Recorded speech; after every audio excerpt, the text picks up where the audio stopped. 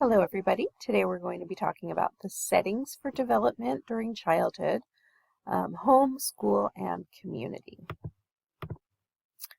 So we'll set the context starting at home, and first it's important to say that children may do well or not so well in many different family structures. There's certainly no one perfect family situation.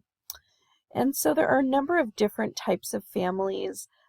Two-parent families, the most common traditional nuclear family with two married parents, a blended family of some sort, adoptive family, same-sex family, foster, grandparent-headed families.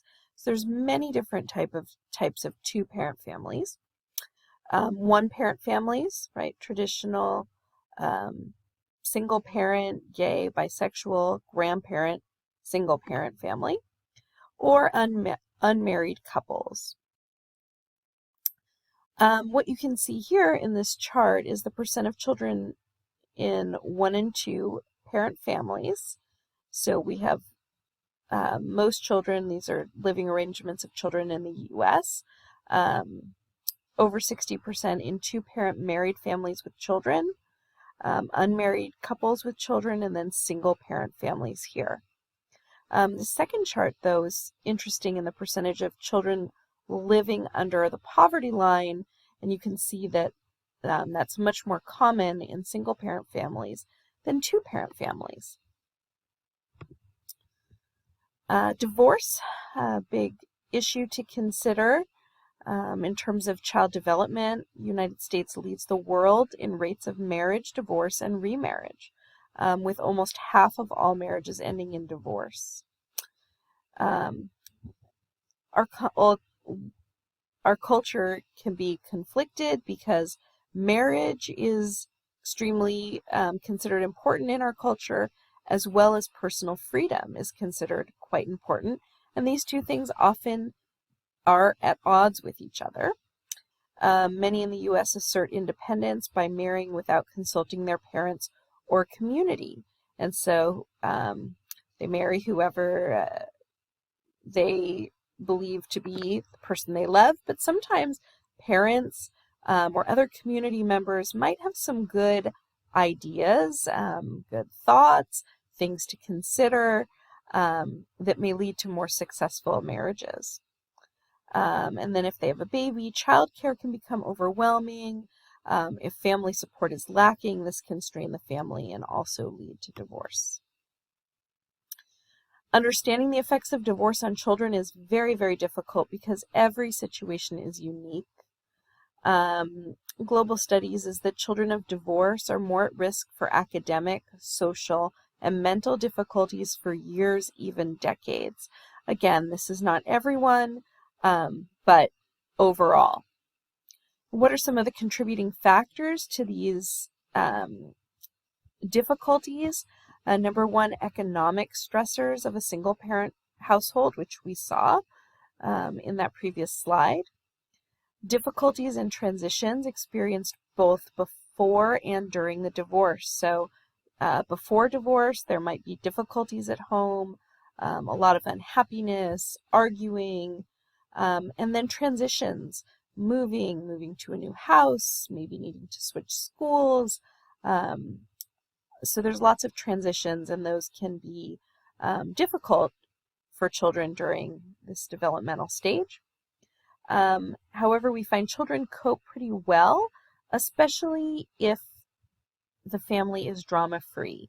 So if the divorce is done and the parents are focused on keeping things amicable and friendly and shielding the child from lots of animosity and anger, children cope fairly well. We also see parent alienation after divorce, that non-custodial parents, so the parents who don't have custody of the children, most commonly fathers, often become less connected to their children. This was seen higher in acrimonious divorces, and custody disputes we find often harm children.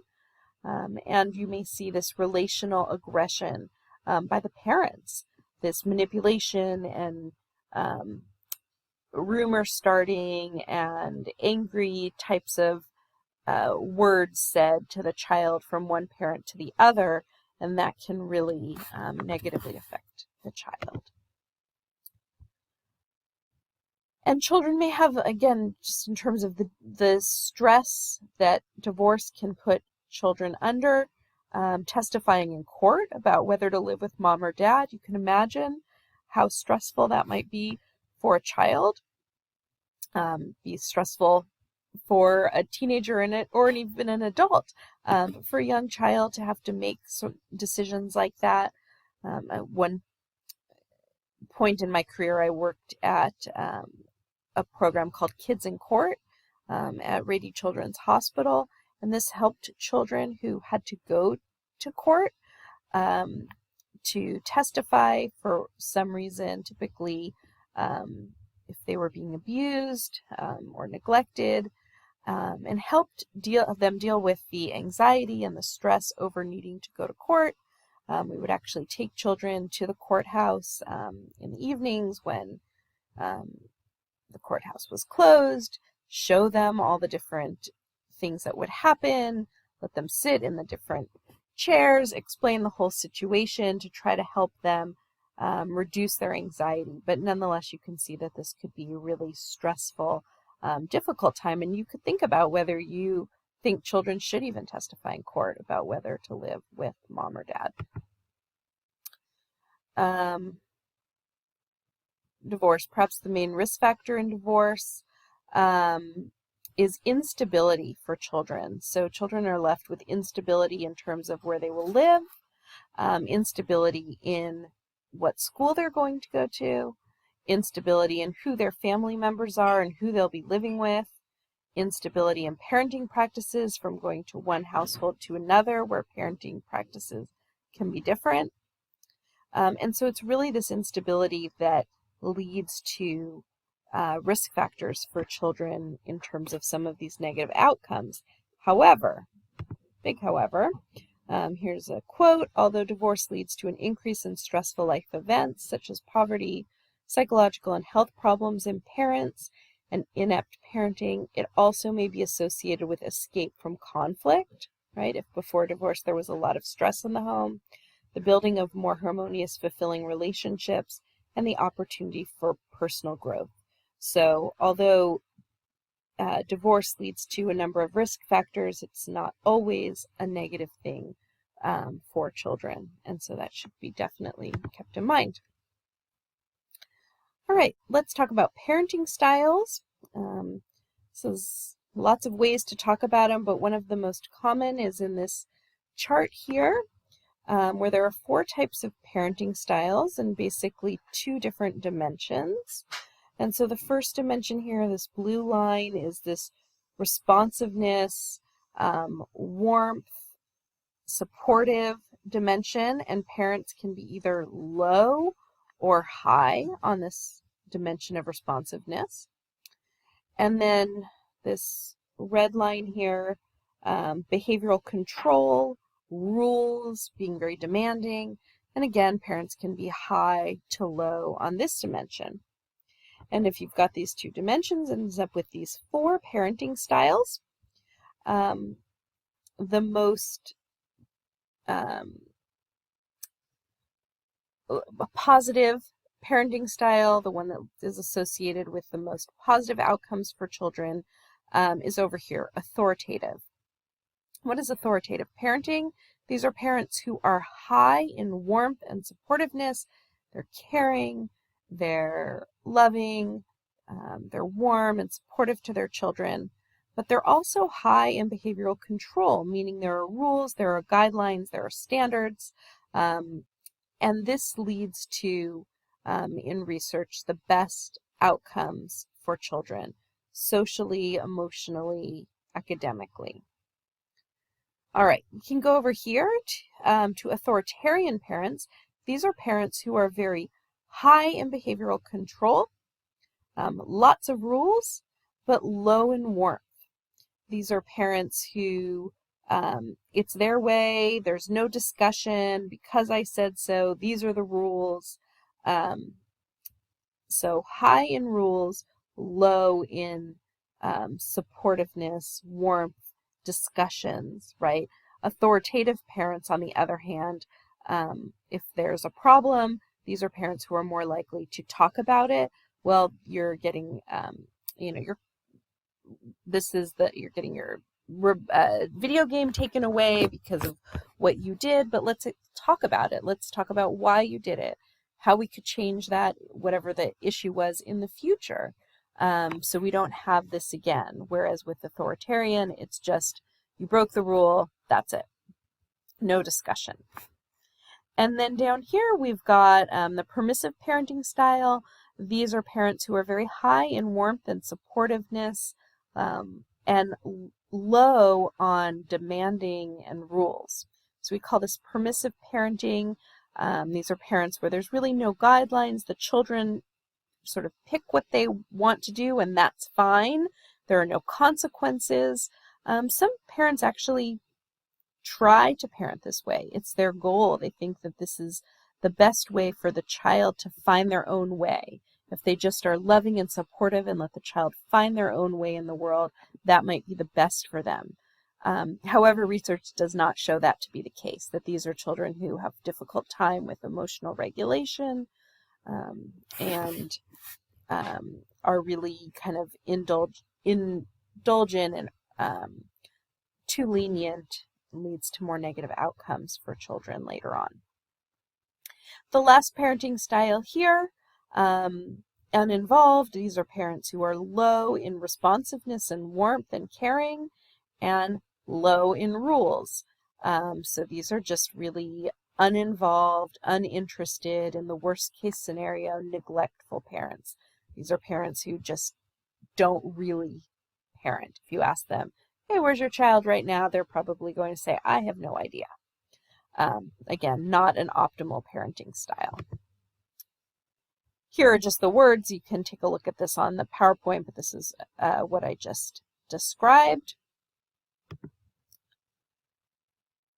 Parenting styles vary from child to child, situation to situation, and life stage to life stage. So in terms of critiques, those 4 styles are one way to look at things, but every parent parents each child different, because truly parenting is bidirectional.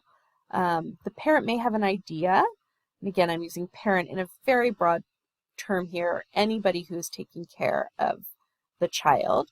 The parent may have an idea, they want to be authoritative, they want to have rules, but be very warm and loving.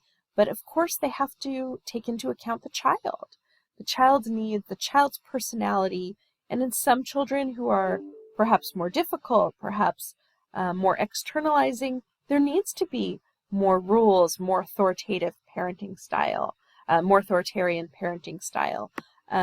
This is a bidirectional process. And really the child's temperament and the personality and the parenting style all mix together. So again, it's about goodness of fit. And so it's impossible for a parent to say, well, this is how I parent and I would parent every child. No, even each child in the family, because of differences in the child's temperament and personality, probably is exposed to slight differences in parenting style. And parenting styles vary by culture and ethnicity. The view that we talked about here with these 4 types of parenting styles, and authoritative being the one that leads to the most positive outcomes for children, well, this is from really a Western middle-class perspective and can be very different in terms of parenting in different parts of the world and for different cultures. In fact, there are some universal goals of parenting, that we want to ensure the physical survival and health of the child, provide an environment for successful progression through the developmental stages into adulthood, and model normative cultural values and society. But how these goals are, how these goals are accomplished, like I said, are not necessarily universal. So there are many different type of parenting styles depending on the culture, and truly what is the most important and the most prioritized in terms of parenting can be very different across cultures. Resilient children. So it's been found that there are certain children who are very resilient. Resilient meaning the ability to withstand risk and emerge without serious harm from the experience of adversity. So children who go through trauma, children who go through abuse, neglect, and emerge okay, we would call those resilient children.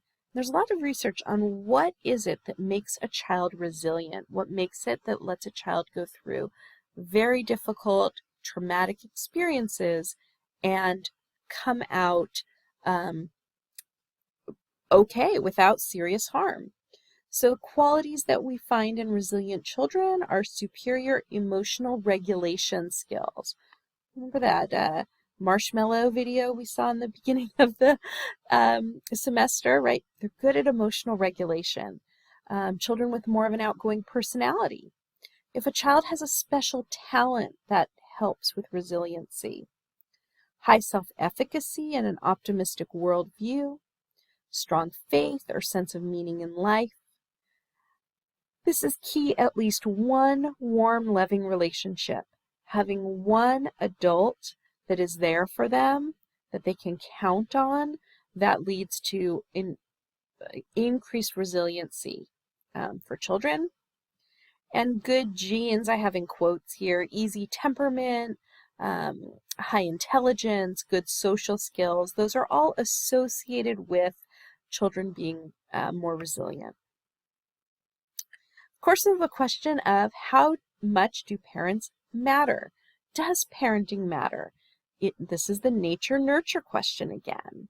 And there are behavioral geneticists that argue that it's really not parenting that leads to how well a child turns out, their social skills, their academic skills, etc. That it's really biology, that more easygoing children may evoke these more authoritative parenting styles, that it's actually the child's temperament that drives the parenting style. So if you have an easygoing child, leads to this more positive parenting style, but that child would have kind of had those positive outcomes regardless. Or that warm, loving parents have those genes, those warm, loving genes, and they pass those on to the child. And so again, it's not their actual parenting, but it's the genes. So we could have this argument of how, in terms of child development and parenting, is it parenting that leads children to develop the way they do? Or is it genes? Is it parenting? That nature-nurture question. And so Harris, rather than parents, this is another idea. It's actually peers that socialize us to become adults, that we learn to be who we are and learn to fit into society really through our peers. And that learning is context specific, and we see this in acculturation of parents, families where parents have come from another country, moved, let's say, to the United States, and the parents very much have the culture of their home country. However, we see their children very often acculturate, meaning they take on the culture, the societal norms of, in this case, in this example, of the United States, of where they're living. And so where did they learn that from? They learned it from their peers. And so again, there's another influence on development. Is it genes? Is it parents? What about peers? All right. When talking about parenting, corporal punishment, something we need to bring up. This is the use of physical force to discipline a child. Professionals still debate the use of corporal punishment. This would be like spanking. Some psychologists view spanking as never appropriate. Other psychologists have proposed guidelines for the use of spanking. Never spank an infant. Light spanking can be used with preschoolers when behavior needs to be stopped immediately. So child is going to do something extremely dangerous, then light spanking. An explanation should accompany the use of spanking. Other disciplinary techniques should be tried first, and that spanking is only a backup technique. The guidelines on the use of spanking, although as I said, many psychologists would say spanking is never appropriate. We talked about child maltreatment earlier on, but definitely you can take a look at this again in your book in this chapter. In terms of taking actions against child abuse, teachers, social workers, and healthcare professionals, are required by law to report abuse to Child Protective Services. So if you're a teacher, if you're a psychologist, other professionals who work with children, and you suspect child abuse, it is mandated by law that you file a report to Child Protective Services for them to investigate. And after the investigation, if there is child abuse taking place, the options are to remove the child from the home, place the child in foster care, limit or terminate parental rights. If possible, goal is to leave the child in the home while providing intensive support and counseling to caregivers, but that's not always a possibility. All right, let's talk about school. Unequal at the starting gate, and you can see this chart here. These are math and reading scores. That socioeconomic status has an impact on school and academic achievement. Economic status has a strong influence on children's readiness and chances for academic success at the start of their school careers. And we see that children from low-income families on average do worse than peers from upper middle class backgrounds on tests of reading and math readiness. So in terms of getting ready to go to school, children who come from low-income families seem to already be at a disadvantage. Intelligence and IQ test. Intelligence tests are IQ tests. These are given individually. They're designed to predict general academic potential in a child. This is a psychologist giving an IQ test to a child. They're doing a block design test here.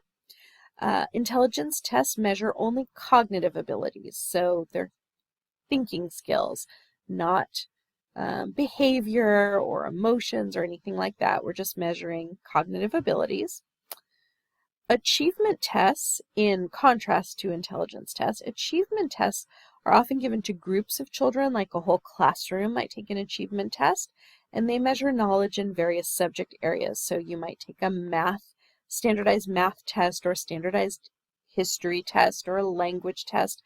We typically do those in large class settings, and you might remember this from elementary school, high school, where you took standardized tests. So achievement tests tell you how well you've learned a particular subject. How are you doing in math compared to other peers your age? How are you doing in history or language?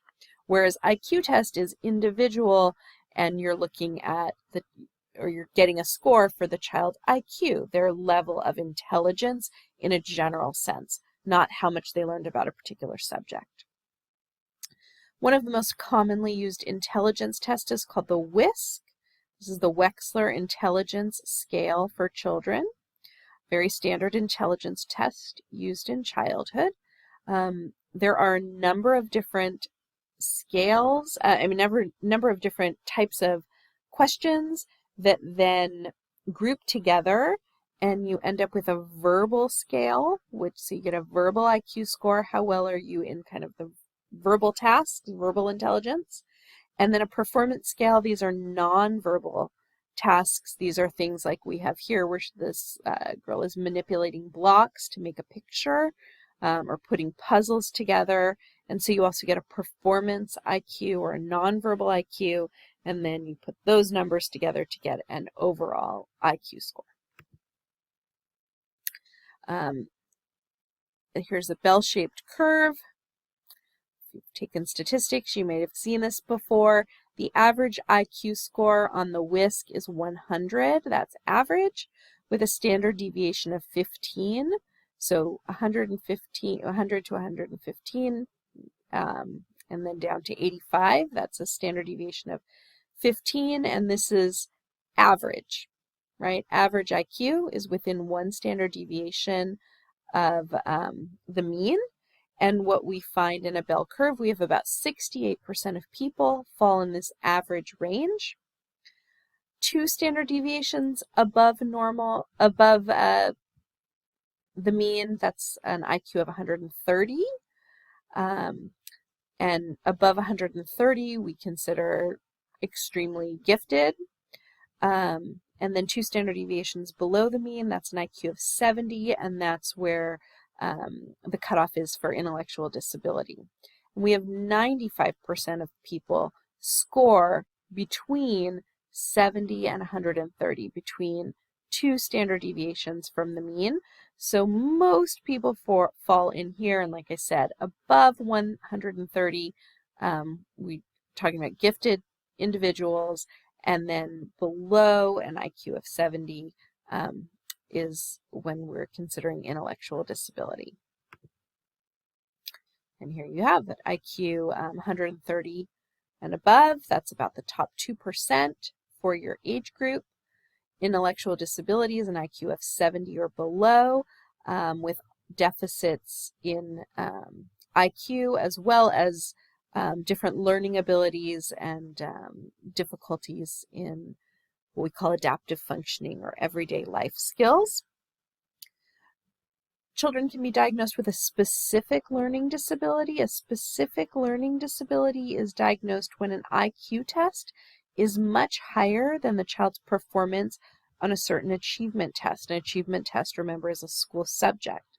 So if a child has an average IQ, but then is performing very poorly in math, then we might diagnose a specific math learning disability because their IQ, their intelligence is saying they're average, but yet they're really struggling in a particular subject area. And so that's a specific learning disability. Any impairment, as I just said, and it can be math, reading, writing, spelling, that is a specific subject where a child is performing lower than expected based on their IQ. Dyslexia, this is a learning disability that's characterized by reading difficulties, lack of fluency, and poor word recognition, often genetic in origin. So we'll watch a little video here on dyslexia.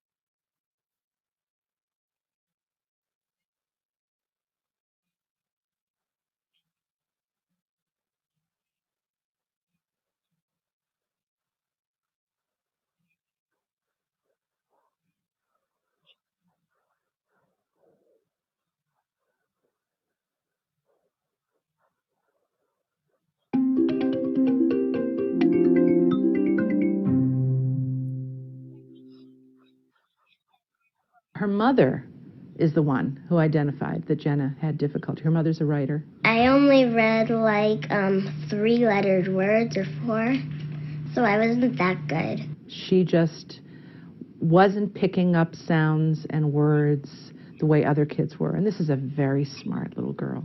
In kindergarten, how I knew that I was having trouble reading is because I didn't get the sound, like as chase. I didn't know ch as in CH, and with the magic E, that's like when So we if can you see don't that put there the are E, it will lots of say different interventions that can be used. And what we do is we use to help what are called children who Elkonin have some of boxes, these which are specific just learning disorders. squares, and you put little things in them. You can We've put just already talked cubes about this, or dyslexia, discs or reading difficulties, coins, anything you want. And you we would see higher risk move for one developing other disc or one psychological coin to represent difficulties in each sound that children you with hear in a dyslexia. word.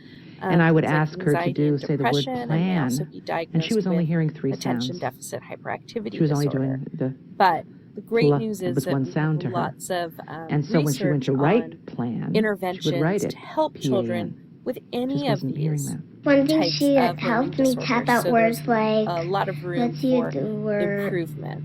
Well, I remember some of the words, and then you could In use terms your of the chin meaning like of an this, IQ test, or there are you certain could words when use we talk about clapping, testing and you could also and use your assessment, fingers. and as a And pediatric I'll do one like neuropsychologist, this is rag. my field, and what I do, you may end up taking a Rag. testing, So with psychological lots testing of class at some practice point in and your games and psychology fun career. and making it a But pleasant reliability experience, is she the got idea that that test piece, and scores that was the must be missing fairly piece for her. similar when the test is taken She's more than graduated. once. She's done. So for an IQ test to be reliable, we need test scores to be fairly similar. When a person takes an IQ test at one age and then takes an IQ test at another age, meaning the IQ is relatively stable over time. And we do see this with IQ tests. They're amazingly stable. If a child has an IQ of 115, let's say at 6 years old, their IQ will be about 115 when they're 16 years old. Not to say it won't change a little bit, but it's fairly stable, so long as nothing major changes during the course of that time. Scores may shift when experiencing life stress. If something negative, particularly negative, traumatic happens to a child, you may see a change in IQ scores, but otherwise they're fairly stable, or the other word for stability in testing scores is reliable. And then validity, if a test is valid, it means it measures what it's supposed to measure.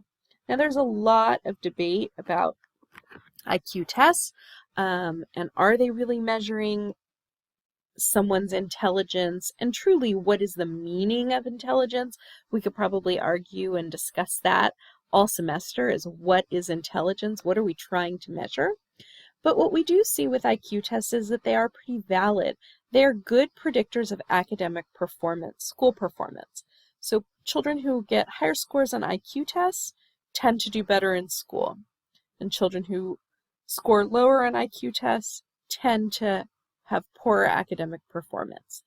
Again, is that always the case? No, but it's a relatively consistent trend, and so we say that these IQ tests are valid.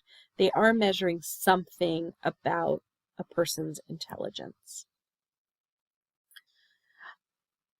There's also a debate about IQ and real-world performances.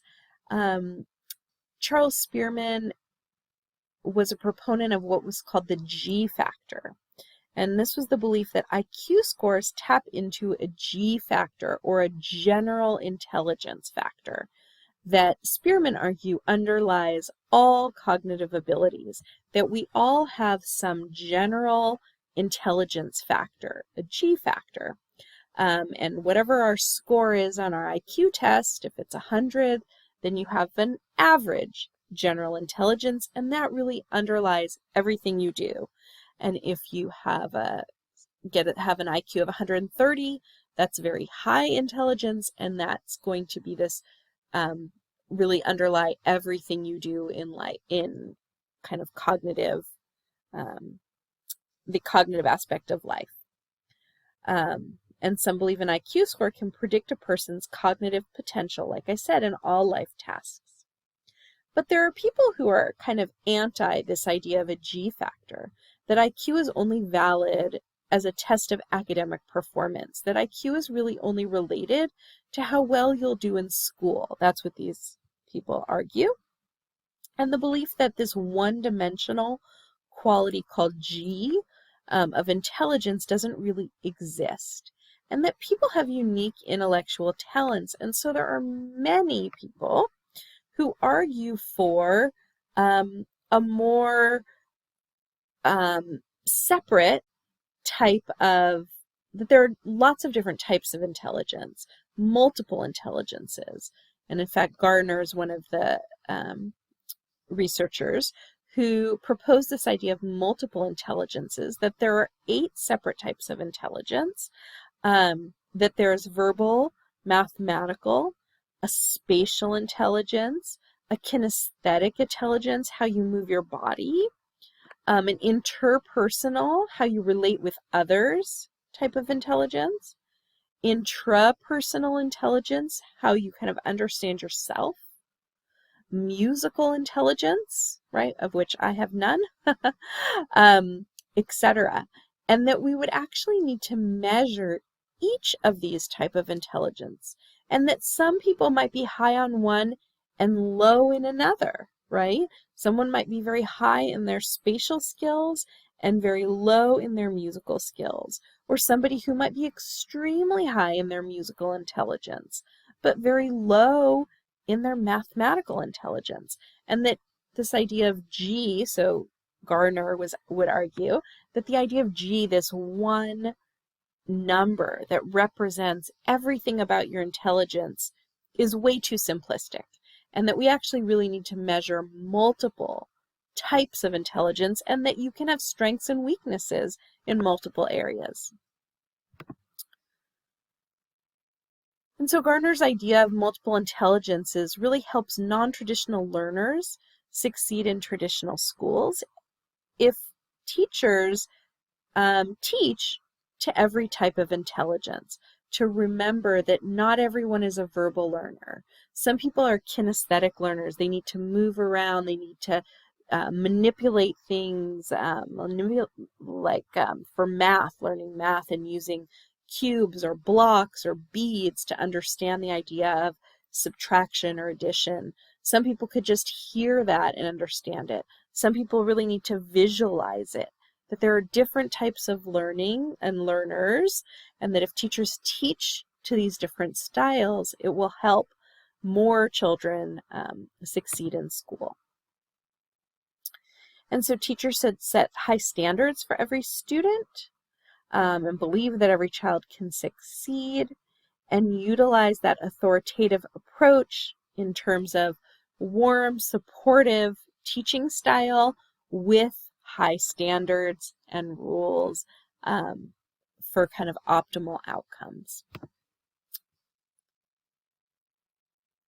In terms of schooling, one issue that comes up in terms of an issue with our traditional schools in the United States is this erosion of intrinsic motivation. I think this is pretty interesting.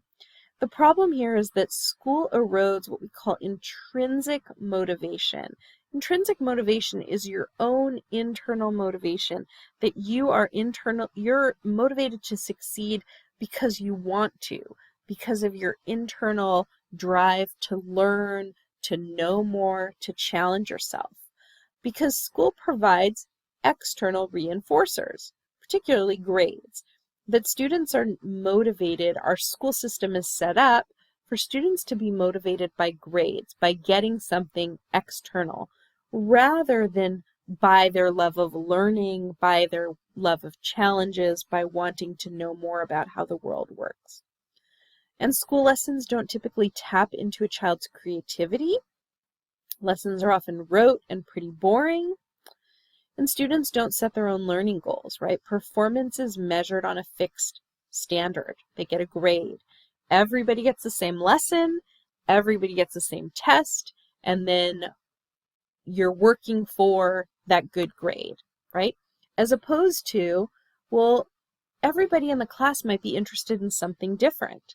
And if we let children perhaps study and learn what they want to learn and spend time creatively researching and learning what they're interested in learning, that creates some kind of intrinsic motivation, this love of learning, and that would then lead children to accept more challenges, want to move on, want to learn more.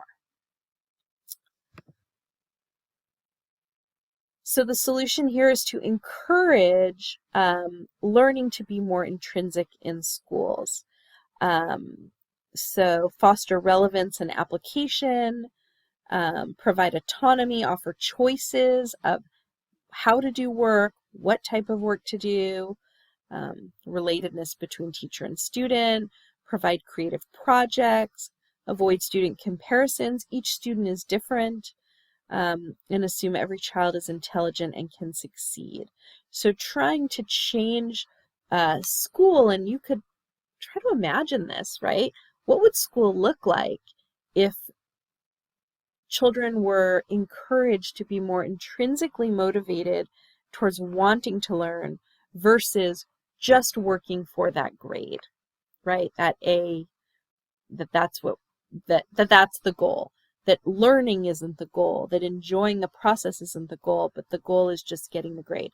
How could we flip that around, right? And that would be perhaps more optimal for student outcomes.